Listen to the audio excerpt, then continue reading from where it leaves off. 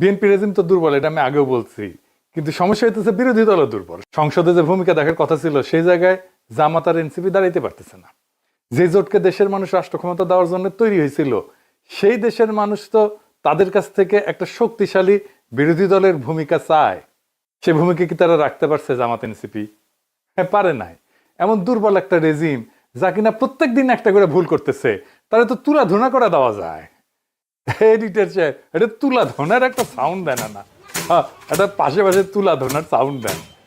এটি শিখে দেওয়া লাগবে তুলা ধোনা ক্যানকা করে করা লাগে। ও একটা কাজ করতে যাবে আর বিরোধী দলের ভয়ে কাঁপবে একদম রীতিমতো। এর মধ্যে তিনটা কাজ করেছে। বিএনপি তাদের ফ্যামিলি কার্ড দিছে, ধর্মীয় নেতাদের মাসিক ভাতা দিছে, খাল কাটা শুরু করছে।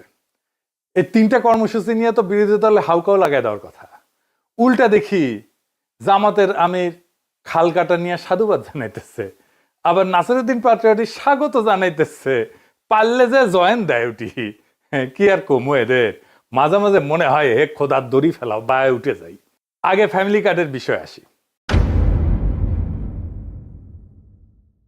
বিএনপি তো সংবিধান মেনে রাষ্ট্র চালাবি, তাই না? এটা কইছে একেবারে, শুনেন। আমরা সংবিধান মেনেই এই পর্যন্ত এসেছি এবং সংবিধান মেনে চলবো। সামনের দিনগুলোতে আমরা সাংবিধানিকভাবে এই রাষ্ট্রকে এগিয়ে নিয়ে যাব।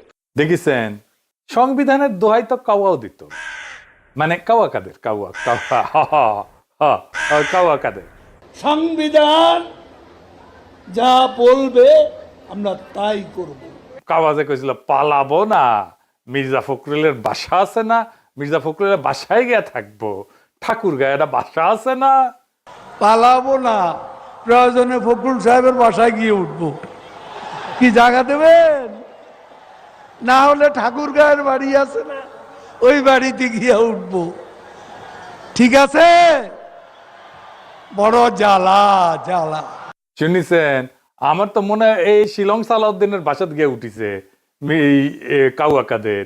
এস আলমের ব্যবসা দেখিচ্ছে তো শিলং সালাউদ্দিন, তো কাওয়াকে দেখে রাখলো আর কি। কি সমস্যা? যাই হোক, সংবিধান মাইনা যে কাজ করবে খুবই ভালো কথা। ফ্যামিলি কার্ডে কি সংবিধান মানিছেন? মানেন নাই তো। এটা তো পুরাই সংবিধানের বাইরে। কেমনে বাইরে দেখে দিচ্ছি। এই যে ফ্যামিলি কার্ড, এটা কোন মন্ত্রণালয় দিচ্ছে? সমাজ কল্যাণ মন্ত্রণালয়। কোন বাজেট থেকে দিচ্ছে? তারা বলছে নানা ধরনের সোশ্যাল সেফটি নেট ছিল, সেগুলো সমাজ কল্যাণ সহ কয়েকটা মন্ত্রণালয় সেগুলোকে একটা ছাতার নিচে আইনা দিবে, তাই বলছে বিএনপি। রেকর্ড আছে। যাই হোক, তো এই টাকা যে নিচ্ছে বাজেটে, এটা কি সংসদে অনুমোদিত? না তো। এটা তো প্রফেসর ইউনূসের করা বাজেট, সংবিধানের ধারার বাইরের বাজেট। তো এটা নিচ্ছেন কেন? তার উপরে আপনি এক বাজেটের টাকা আর এক বাজেটে দিতেই পারবেন না, সংসদের অনুমোদন লাগবে। একটা জায়গায় আপনার সংসদের অনুমোদন না নিয়েও কাজ করতে পারেন, যদি একই প্রোগ্রাম হয় কিন্তু ডেলিভারি সিস্টেম আলাদা হয়, তাহলে এটাকে রিস্ট্রাকচারিং বলা হয়। সংসদের অনুমোদন ছাড়া রিস্ট্রাকচারিং করা যায়। আপনি তো রিস্ট্রাকচারিং করতেছেন না, কারণ এটা নতুন কর্মসূচি। একই জিনিস ভিন্ন মোড়কে না। এখানে নিউ কমিটমেন্ট আছে, নতুন টাকার কমিটমেন্ট আছে, রাষ্ট্রের নতুন দায় আছে। বিদ্যমান সিস্টেমে মাসিক ভাতা কারা কারা পায়, কিসে কিসে পাওয়া যায়? একটা হইতেছে বয়স্ক ভাতা।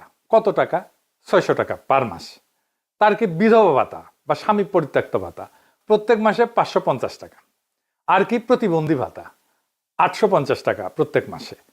এগুলোই মাসে মাসে। তো ফ্যামিলি কার্ড তো এর বাইরেও দিচ্ছে, বয়স্ক, বিধবা বা প্রতিবন্ধী এর বাইরেও তো দিচ্ছে, তাই না? তো সে তো এক্সটেন্ড করতেছে প্রোগ্রামটা। মাসে মাসে আপনি দিচ্ছেন 2500 টাকা কইরা, এর চেয়ে বড় এক্সটেন্ডেড প্রোগ্রাম, এটা রাষ্ট্রের দায় না? এটা আপনি সংসদে তুলবেন না? আর এর বাইরে কি আছে? সোশ্যাল সেফটি নেটের ভিজিএফ আছে, খাদ্য সহায়তা আছে, দুর্যোগকালীন ত্রাণ আছে। এগুলো তো মাসিক না, এগুলো ইভেন্ট বেস। যেমন ঈদ হইলো, বন্যা হইলো, সংকট হইলো, এরকম সময় একটা পরিবারকে একসাথে মাসে মাসে, প্রত্যেক মাসে 2500 টাকা ক্যাশ দেওয়ার কোনো স্ট্যান্ডার্ড ন্যাশনাল প্রোগ্রাম নাই। এখানে রাষ্ট্র নতুন দায় নিতেছে, সেই দায়ের অনুমোদন সংসদ ছাড়া সম্ভব না, ফুল স্টপ। আর যদি পুরনো প্রোগ্রামই নতুন নামে চালায়, তাহলে সেটা সংসদে বলুক যে আমি পুরনো প্রোগ্রাম নতুন নামে চালাইতেছি। দেখি পাবলিকের সামনে এসে বলুক, পাবলিকের সামনে এসে বলুক আমরা উধার কামাল ইধার করছি, নতুন কিছু করি নাই, নতুন বদলে পুরোনো মত দিতেছি। বলুক সেইটা। এটা কি বলবে সরকারি দল? বলবে না। এই যে শিক্ষামন্ত্রী এহসানুল হক মিলন আছে না, একদিন মেসেজ দিলেন, হাসিনার আমলেই মনে হয়, যে কথা কইবেন। তো আমি ফোন টোন দিলাম, মুরব্বী মানুষ, উনি যে বিষয়ে আলাপ করছিলেন সেটা এটার সাথে প্রাসঙ্গিক না, কিন্তু এটার সাথে ওই আলাপের পরে উনি ওনার মামলা নিয়ে আলাপ করলেন আর কি, যে ওনার কম্পিউটার নিয়ে হাসিনা মামলা দিছিল। তা আমি শুনলাম, ডিটেলস শুনলাম আর কি ওনার কাছ থেকে বিস্তারিত মামলার বিষয়ে। তো আমি শেষে কইলাম যে মিলন ভাই, আপনি কিন্তু সত্যি সত্যি মামলা খান। উনি কইলেন তাই নাকি? আমি বললাম হ্যাঁ, আপনার ইন্টেনশন ভালো, কিন্তু আপনার প্রসিডিওর ভুল। আমলাদের এটা ধরায় দেওয়া উচিত ছিল, ধরায় দেয় নাই, কারণ ওনারা চায় আপনারা ধরা খান। উনি কিন্তু মানছেন আমার কাছে যে হ্যাঁ এটা তো ভুল হয়েছে, হ্যাঁ ঠিকই বলছেন আপনি, এটা তো ভুল হয়েছে। তো এই ফ্যামিলি কার্ড নিয়ে এই মামলা খাবি, তারেক রহমান, জাহিদ ভাই সবাই খাবি মামলা, সংসদ বাইপাস করার জন্য। তো হাসিনার লোকেরা গেলে হেভি খুশি হয়েছে, বুঝেছ? বাইসা বাইসা হাসিনার লোকদের দিছে বিএনপির লোকেরা, মানে এটি পার্সিয়ালিটি করে নাই, তাই জয় বাংলা স্লোগান দেয়। দেখেন এটা কার এসেছে তো আপনার মোবাইলে টাকা, ফ্যামিলি কার্ডের টাকা। আলহামদুলিল্লাহ, আল্লাহ তুমি জয় বাংলা, জয় বঙ্গবন্ধু। দেখেছেন? যাই হোক, এবার আসেন ধর্ম নেতাদের মাসিক ভাতা। এই কাজটা ভালো করেছে, সাধুবাদ পাওয়ার যোগ্য, কিন্তু দুইখান কথা আছে। এটা তো নতুন খরচের খাত, তাই না? এটা নতুন রাষ্ট্রীয় দায়। সত্যি যদি এটা নতুন রাষ্ট্রীয় দায় হয়, মাসিক দায় হয়, তাহলে প্রশ্ন একটা হইতেছে টাকার উৎস কোথায়? এ দায় কি সংসদের অনুমোদন নিয়ে তৈরি হয়েছে? দায় তো আপনি সংসদের অনুমোদন ছাড়া নিতে পারবেন না, করতে পারবেন না, তো এটা করতে পারেন না। তো আপনি কার্যবিধি প্রণালী, কার্যপ্রণালী ইত্যাদি ইত্যাদি শিখাচ্ছেন, বেসিক রাষ্ট্রটা তো আপনারা জানেন না দেখতেছি। রাষ্ট্র যখন নতুন করে নিয়মিত অর্থ দেওয়ার প্রতিশ্রুতি দেয়, সেটার প্রশাসনিক সিদ্ধান্ত থাকে না, হয়ে যায় বাজেট ভিত্তিক রাজনৈতিক দায়। আপনাকে এটা সংসদে তুলতেই হবে। আপনি কেন এটা সংসদে না তুলে পাশ করে নিলেন? এটা কেউ আপত্তি করতো না, বরং এ ভাতা বাড়ানোর কথা বলতো। আমি বিরোধী দলের সংসদ সদস্যদেরকে বলতেছি, এটা সংসদে যখনই উঠবে আপনারা দাবি তুলবেন এটা যেন কম করে হইলেও ন্যূনতম মজুরির সমান হয়। 5,000 টাকায় ভিক্ষা দেওয়ার দরকার নাই, আপনি ন্যূনতম মজুরির সমান দেবেন। আপনি সম্মান যখন করবেন এইটা করবেন। এবার আসেন খাল কাটা। খাল কাটা জিয়া রহমানের আমলের সময় থেকে রাজনৈতিকভাবে একটা জনপ্রিয় কর্মসূচি, কিন্তু জিয়া রহমানের রাজনৈতিক কর্মসূচি হিসেবে এটা কিন্তু ছিল না। জিয়া রহমানের 19 দফা কর্মসূচিতে এটা ছিল না। উনি যে কর্মসূচি করছিলেন 47 বছর আগে, উনি করছিলেন জন্য আমাদের এখন করতে হবে, এটা কোনো যুক্তি হতে পারে না। প্রথম প্রশ্ন, যে কোনো সরকারি প্রকল্পের জন্য যেখানে সরকারি অর্থ যাবে, প্রথম প্রশ্ন হচ্ছে আমরা কেন করব, করলে কি ক্ষতি, এই টাকা কেন এখানেই খরচা করতে হবে? এই আলাপটা তো সংসদে করা যাইতে পারতো, করতেও হবে এটা, কারণ এখানে আর্থিক দায় আছে। করা হয় নাই, উল্টা বিরোধী দল প্রশংসা করতেছে। আমি কই যাই, ভাবতেছে প্রশংসা না করলে মনে হয় কবিরা গুনাহ হবে। পাবলিক যদি মাইন্ড করে জিয়াউর রহমানের কর্মসূচি, আমরা এটা প্রশংসা না করলে কি হবে? আরে আপনি যে বুদ্ধিমত্তা নিয়ে, আপনি যে ইন্টেলিজেন্স দিয়ে পাবলিক মানির গার্ডিয়ান হইছেন, সেটা কই? এই খালকাটা নিয়ে আলাপ হইতেই হবে সংসদে, না হইলে এ কাজ বৈধ হবে না। রাষ্ট্রীয় সম্পদ অপচয়ের মামলা খাবে সবাই, বিরোধী দলও খাবে দরকার হইলে। আমার ভিডিও দেখে তারেক রহমানের চাকর বাকররা গালাগালি করতে পারে, কিন্তু ক্ষমতা চিরদিন থাকে না। এটা পাবলিক মানি, জনগণের করের টাকা, এইটা অপচয় করার ইন্ডেমনিটি কাউরে দেওয়া হয়নি, কেউ পাবেও না। রাষ্ট্র যখন জনগণের করের টাকা দিয়ে বড় কোনো প্রকল্প নেয়, তখন স্বাভাবিকভাবে প্রশ্ন ওঠে রিটার্ন অন ইনভেস্টমেন্ট কি? খাল খননের প্রসঙ্গে সবচেয়ে সহজ প্রশ্নটা হলো, এটা কি রাষ্ট্রের জন্য সরাসরি আয় তৈরি করবে? উত্তর হইল না। এমন প্রশ্ন করতে পারেন, রাষ্ট্রের সব খরচে কি সরকারি আয় আনার জন্য হয়? না, হয় না। যেমন রাষ্ট্র রাস্তা বানায়, স্কুল বানায়, হাসপাতাল বানায়, এসব থেকে তো সরাসরি টাকা আসে না, কিন্তু এগুলো অর্থনীতির উৎপাদনশীলতা বাড়ায়, মানুষের সময় বাঁচায়, স্বাস্থ্য উন্নত করে, বাজারকে গতিশীল করে, অর্থাৎ এগুলো ইনডাইরেক্ট রিটার্ন তৈরি করে। তাহলে যদি বলি খাল খনন কি বাংলাদেশের অর্থনীতির ইনডাইরেক্ট রিটার্ন তৈরি করবে, অর্থনীতির উৎপাদনশীলতা বাড়াবে? এটা কি কৃষি, পরিবহন বা বন্যা নিয়ন্ত্রণে বাস্তব পরিমাপযোগ্য কোনো উন্নতি আনবে? আসেন আমরা এই উত্তরটা খুঁজে দেখি। খাল খনন যদি একটা কার্যকর সেচ ব্যবস্থার অংশ হইতো, যেখানে নির্ভরযোগ্যভাবে নদীর পানি কৃষি জমিতে পৌঁছাইতো, তাহলে সেটা কৃষি উৎপাদন বাড়াইতো, তখন বলা যেত এটা একটা ইনভেস্টমেন্ট। যদি খাল খনন এমনভাবে করা হয় যাতে শহর বা গ্রামে জলাবদ্ধতা কমে, বন্যার ক্ষতি কমে, তাহলে এটা অর্থনৈতিকভাবে যুক্তিযুক্ত হতো। কিন্তু বাস্তবে কি হইতেছে? এরা না সরকারি আয় আনতেছে, না পরোক্ষভাবে উৎপাদনশীলতা বাড়াইতেছে, বরং এখানে আর একটা গুরুত্বপূর্ণ অর্থনৈতিক ধারণা আসে, অপরচুনিটি কস্ট। মানে একটা রাষ্ট্র যখন হাজার হাজার কোটি টাকা খাল খননে ব্যয় করবে, তখন সেই টাকা অন্য কোথাও খরচ করা যায় কিনা, অন্য কোথাও খরচ করলে বেশি বেনিফিট আসে কিনা, সেটা তো দেখতে হবে। প্রশ্ন হইল, এই টাকা কি কোনো বড় রিজার্ভার নির্মাণে ব্যবহার করা যেত না, যেখানে পানি ধরে রাখা যেত? এই টাকাটা কি নদী ব্যবস্থাপনায় ব্যবহার করা যেত না, ড্রেনেজ সিস্টেমে ব্যবহার করা যেত না, বা আধুনিক সেচ প্রযুক্তিতে বিনিয়োগ করা যেত না? যদি সেই বিকল্পগুলো বেশি কার্যকর হইতো, তাহলে খাল খনন শুধু অকার্যকরী না, বরং একটা অপচয়মূলক সিদ্ধান্ত হইয়া দাঁড়ায়। আরো বড় সমস্যা হইল, এই ধরনের প্রকল্প রাজনৈতিকভাবে খুব দেখানো যায়, ছবি টবি তোলা যায়, মাটি কাটা যায়, ঘোষণা দেওয়া যায়, তারপরে ছবি তুলে বলা যায় তারেক জিয়া না আরেক জিয়া, জিয়া রহমানের ছবির সাথে পাশাপাশি তারেক রহমানের ছবি বসায় কাল্ট ফিগার তৈরি করা যায়, কিন্তু এটার দীর্ঘমেয়াদী কার্যকারিতা যাচাই করা হয় না। ফলে খাল খনন একটা অর্থনৈতিক প্রকল্প না হইয়া ধীরে ধীরে একটা রাজনৈতিক প্রদর্শনীতে পরিণত হয়। খাল কাটাকে যদি সত্যিকার উৎপাদনশীল কাজে পরিণত করতে হয়, তবে আমাদের আগে জানতে হবে খাল আসলে কেন কাটা হয়। পৃথিবীতে খালের সাধারণত তিনটা প্রধান ব্যবহার আছে। প্রথমত বাণিজ্যিক নৌপথ হিসেবে খাল, সুয়েজ খাল, পানামা খাল আছে না, এগুলো ক্লাসিক উদাহরণ। এই খালগুলো দিয়ে আন্তর্জাতিক জাহাজ চলাচল করে এবং প্রত্যেকটা জাহাজ টোল দেয়। এর ফলে রাষ্ট্রের জন্য বিশাল রাজস্ব আসে। বাংলাদেশের খাল সেই ধরনের তো না। দ্বিতীয়, খাল হইতে পারে স্থানীয় জলপথ পরিবহনের মাধ্যম, কিন্তু আধুনিক বাংলাদেশে, এই সময়ের বাংলাদেশে অর্থনীতি মূলত সড়ক ভিত্তিক। দাঁড় টানা ছোট নৌকা বা নৌযানের উপর নির্ভরশীল পরিবহন আর দেশের অর্থনীতির প্রধান ভিত্তি না। 3 নাম্বার, এই ব্যাপারটা সবচেয়ে গুরুত্বপূর্ণ, কৃষির জন্য সেচ ব্যবস্থা। পৃথিবীর বহু দেশে নদীর পানি খাল দিয়ে কৃষি জমিতে পৌঁছে দেওয়া হয়, কিন্তু একটা কার্যকর সেচ নেটওয়ার্ক তৈরি করা একটা অত্যন্ত জটিল টেকনিক্যাল ইঞ্জিনিয়ারিং কাজ। এটা কেবল কোদাল দিয়ে মাটি কাটার বিষয় না। একটা সেচের নেটওয়ার্ক ডিজাইন করতে হলে প্রয়োজন কোথায় কত সারফেস ওয়াটার আছে, সারফেসে কত পানি আছে, তার ডেটা দরকার। পুরো এলাকার কন্ট্যুর ম্যাপ দরকার, মানে ভূপ্রকৃতির মানচিত্র। এটা এমন একটা ম্যাপ যেখানে বোঝা যায় কোথায় জমি উঁচু, কোথাও নিচু, পানি কোন দিকে স্বাভাবিকভাবে যাবে, এইটা সব দেখা দেন একটা কন্ট্যুর ম্যাপের ছবি।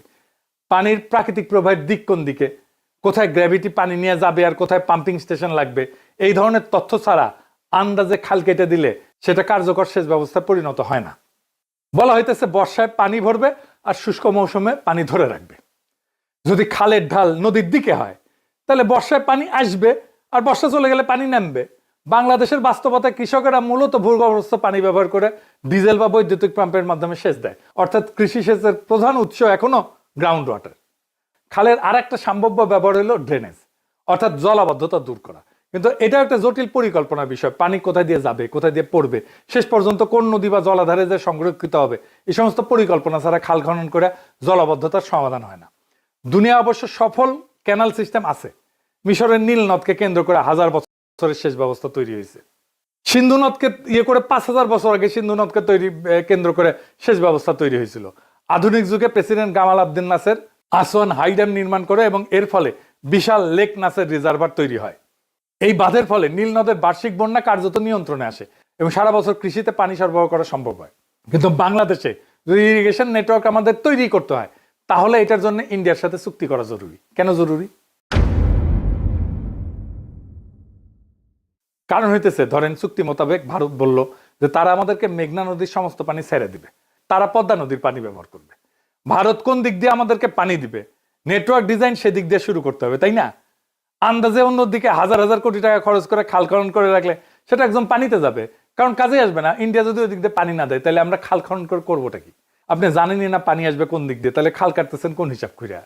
ভারত পাকিস্তান ইন্ডাস ওয়াটার ট্রিটিতে তারা নদীর পানি ভাগ না কইরা নদীকে ভাগ করে নিছে, যেটা অনেক বেশি ইউজফুল। পাকিস্তানের ভাগে সিন্ধু, ঝিলম, সেনাব, ভারতের ভাগে রবি, বিয়াস, সুতলেজ। বাংলাদেশ ভারত যে গঙ্গার পানি চুক্তি করছে, সেখানে নদীর পানিকে ভাগ করা হয়েছে, যেটা এনফোর্স করা অনেক কমপ্লিকেটেড। ইন্ডাস চুক্তি অনুযায়ী ভারত পাকিস্তানের 3টা নদী থেকে কোনো ধরনের পানি প্রত্যাহার করতে পারবে না। এর আগে আরো গুরুত্বপূর্ণ ডেটা হচ্ছে বাংলাদেশের কৃষিভূমিতে বাংলাদেশ কি পরিমাণে সারফেস ওয়াটার ব্যবহার করার পরিকল্পনা করতেছে। এটা তো লাগবে, আছে ডেটা নাই। এরপরে করতে হবে সেই পরিমাণে পানি যে কয়েকটা নদী দিয়ে প্রবাহিত হয়, সেই কয়েকটা নদীর পানি সম্পূর্ণ ব্যবহারের জন্য ভারতের সাথে চুক্তি করতে হবে। অন্য বাকি সব নদীর উপরে ক্লেম দরকার হলে ছেড়ে দিতে হবে। এরপরে সেই পানি থেকে পুরো দেশব্যাপী ইরিগেশন নেটওয়ার্ক ডিজাইন করে খনন করা লাগবে। এটা চুক্তি করা অনেক কঠিন হবে, কারণ ভারতের আভ্যন্তরীণ রাজ্যগুলোর ডোমেস্টিক পলিটিক্স যুক্ত আছে। গঙ্গা পানি উত্তরপ্রদেশ, বিহার, পশ্চিমবঙ্গ দিয়ে আসে। প্রত্যেকটা রাজ্য কৃষি প্রধান। ভারতের এক রাজ্য আর এক রাজ্যের সাথে পানি নিয়ে ঝগড়া করে। এইখানে পানির চুক্তি করাটা খুবই ডিফিকাল্ট। এছাড়া আর একটা গুরুত্বপূর্ণ এলিমেন্ট আছে, বিশাল আকারে পানির রিজার্ভার নির্মাণ করা। নদীর পানি প্রাকৃতিক নিয়মে প্রবাহিত হয়, সেটা যখন অতিরিক্ত ফ্লো করে সেটাকে স্টোর করে রাখার জন্য জলাধার লাগে, যাতে শুষ্ক মৌসুমে সেটার সাথে কানেক্টেড খাল দিয়া পানিকে ব্যবহার করা যায়। পাকিস্তান এই জন্য ইন্ডাস ট্রিটির পর 3টা বিশাল আকারের রিজার্ভার তৈরি করছিল। একটার নাম হচ্ছে তারবেলা, একটার নাম হচ্ছে মাংলা, একটার নাম হচ্ছে চাশমা। এই রিজার্ভারগুলো মিলায় প্রায় 13 মিলিয়ন একর ফুট পানি সংরক্ষণ করা যায়, মানে 130 লাখ একর জমিকে 1 ফুট পানির নিচে তলায় রাখা যায়। এই বিশাল পানির ভান্ডার থাকার কারণেই পাকিস্তানের সেচ নেটওয়ার্ক কার্যকরভাবে কাজ করে। অর্থাৎ পাকিস্তানের জাস্ট এই 3টা রিজার্ভারের যে পানি, সেটা দিয়ে সমগ্র বাংলাদেশের কৃষি জমির 2 গুণ পরিমাণকে ধান চাষের পানির ব্যবস্থা করা যাবে। ধান চাষের জন্য কি লাগে জানেন তো? একটা জমিকে 4 ইঞ্চি পানির নিচে তলায় রাখা লাগে, মানে 13 মিলিয়ন একর ফুট, মানে আমাদের কৃষি জমি, তার সাথে 4 ইঞ্চি পানি। এইটাই হইতেছে আমাদের রিজার্ভারের ক্যাপাসিটি লাগবে। বাংলাদেশে বন্যার সময় অতিরিক্ত পানিকে স্টোর করার কোনো রিজার্ভার নেই, সেই জন্যই পানি ওভারফ্লো করে জনপদকে প্লাবিত করে। আমেরিকাতে বিভিন্ন ব্যবহৃত মাইন বা কোয়ারিকে সমস্ত পাথর বা র ম্যাটেরিয়াল উত্তোলন করার পর সেটাকে ওয়াটার স্টোরেজ বা রিজার্ভার হিসেবে ব্যবহার করা হয়, এবং অসংখ্য গভীর রিজার্ভার আছে আমেরিকাতে। বাংলাদেশের বন্যা সমস্যার সমাধান হচ্ছে রিজার্ভার নির্মাণ করা, আর সেসবকে নদীর সাথে কানেক্ট করে দেওয়া, যাতে বন্যার সময় পানি ওভারফ্লো না করে কানেক্টেড ক্যানাল দিয়ে যায়, সেই সমস্ত বিশাল রিজার্ভারে যায় পড়ে। এটার জন্য হাজার হাজার হেভি ইকুইপমেন্ট লাগবে, কোদাল ঝুড়ি, এটা পুরো প্রহসন। খাল কেটে বন্যা সমস্যার সমাধান করা যাবে না, এটা হাস্যকর যদি রিজার্ভার না বানানো যায়। বিএনপির প্রোগ্রামে কোথাও রিজার্ভারের কথা উল্লেখ নাই। কি পরিমাণে পানি সারা দেশে বন্যার সময় ওভারফ্লো হয় সেটারও ডেটা নাই, পুরো আন্দাজে কোদাল চালাইতেছে। বিএনপির ইস্তাহারে লিখছে টেকসই এবং কার্যকর কর্মকৌশল, প্রাতিষ্ঠানিক সক্ষমতা বৃদ্ধি, কার্যকর ব্যবস্থা, এসবের কোনো মানে আছে? হুদাই সমস্ত কথাবার্তা।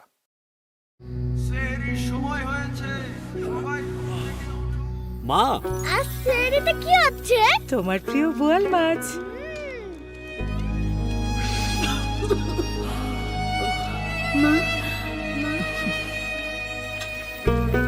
বোয়াল মাছ?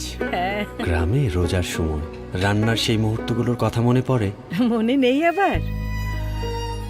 মাটির চুলায় রান্না করা কি যে কষ্ট হতো। আর এখন আরএফএল গ্যাস স্টোভ রান্নাকে করেছে সহজ আর ঝামেলাহীন। তুই তো শুধু সেহরি খাওয়ার জন্যই উঠতি। এভাবেই নিরাপদ ও ঝামেলাহীন রান্নায় কোটি পরিবারের আস্থায় পাশে আছে আরএফএল গ্যাস স্টোভ, নিরাপদ ও ঝামেলাহীন। এদের এই হচ্ছে বন্যা আর খরা প্রতিরোধের জন্য সমাধান হচ্ছে খাল কাটা। হেমর খোদা, বন্যা আর খরা সম্পূর্ণ বিপরীত দুইটা প্রাকৃতিক ঘটনা। দুইটার সমাধানে একটা কাজ হয় কিভাবে? এক প্যারাসিটামল দিয়ে যক্ষা, কাশি, ডায়রিয়া, আমাশা, ডেঙ্গু, হার্ট অ্যাটাক সব রোগের চিকিৎসার কথা বলতেছে। তাইলে বলেন এটা খাল কেটে কি উপকার হবে? শফিক রহমান জিয়াউর রহমানকে আয়াতুল্লাহ খালকাটি উপাধি দিছিল কলাম লেখা যায় দিনে। মজার ব্যাপার হইতেছে এই খালকাটা কিন্তু শুধু জিয়ার কর্মসূচি ছিল না, সিপিবিরও কর্মসূচি ছিল। সিপিবি মহা উৎসাহে যাইতো সেই কর্মসূচি পালন করতে। খালকাটা নিয়ে যেভাবে স্বাগত আর সাধুবাদ জানানো শুরু হয়েছে, আমার তো মনে হইতেছে এনসিপি আর জামাত আবার এই জামানার সিপিবি না হইয়া যায়। আপনারা যদি সত্যি কার্যকর বিরোধী দল হইতে চান, আগামীর ক্ষমতা হইতে চান, আপনাদের ক্ষমতার প্রতিস্পর্ধী হইতে হবে। আপনারা যে সাধুবাদ জানাইলেন, আপনারা কি ক্ষমতা আসলে খাল কাটবেন নাকি বাদ দিবেন? নিজের বিকল্প ক্ষমতা হিসেবে গড়ে তোলেন, নয়তো বিকল্প শক্তি মাঠে উঠে এসে আপনাদের জায়গা দখল করে নেবে। 2024-এ হঠাৎ যেমন ছাত্ররা জায়গা উঠছিল, ঠিক তেমনি বিরোধী দল মানে শুধু সংসদে বসে থাকা না। বিরোধী দল মানে প্রত্যেকটা সিদ্ধান্তকে প্রশ্ন করা, প্রত্যেকটা খরচের হিসাব চাওয়া, প্রত্যেকটা ভুলকে সামনে আনা। সরকার দুর্বল হইলে বিরোধী দল শক্তিশালী হয়, এটাই তো রাজনীতির নিয়ম। কিন্তু এইখানে উল্টা চিত্র, সরকার ভুল করতেছে আর বিরোধী দল সাধুবাদ দিচ্ছে। এই জায়গায় যদি বিরোধী দল তাড়াইতে না পারে, তাহলে তারা এখানে কি করতেছে? রাজনীতি তো কোনো নৈতিক পরীক্ষার খাতা না, এটা ক্ষমতার খেলা। এখানে জায়গা খালি থাকলে সেটা ফাঁকা থাকে না। আপনি যদি শক্তিশালী বিরোধী দল না হন, তাহলে নতুন শক্তি আসবে, যেভাবে 2024 সালে হঠাৎ করে ছাত্ররা উঠে দাঁড়াইছিল। রাজনীতি ঠিক সেভাবেই শূন্যস্থান পূরণ করে। জনগণ শুধু সরকারি দলের উপরে ক্ষুব্ধ হয় না, বিরোধী দলের উপরে ক্ষুব্ধ হয়। হাসিনা আমলে বিএনপির উপরে ক্ষুব্ধ হয়ে ছাত্রদের নেতা মানিছিল জনগণ। তারা আপনাদের উপরে বিরক্ত হইলে সামনে আর একটা নতুন বিকল্প আসার অপেক্ষা করবেই জনগণ। কারণ ইতিহাস একটা জিনিসই বারবার দেখায়, ক্ষমতা কখনোই অপেক্ষা করে না, আর জনতা কখনোই শূন্যতা পছন্দ করে না। ইনকিলাব জিন্দাবাদ।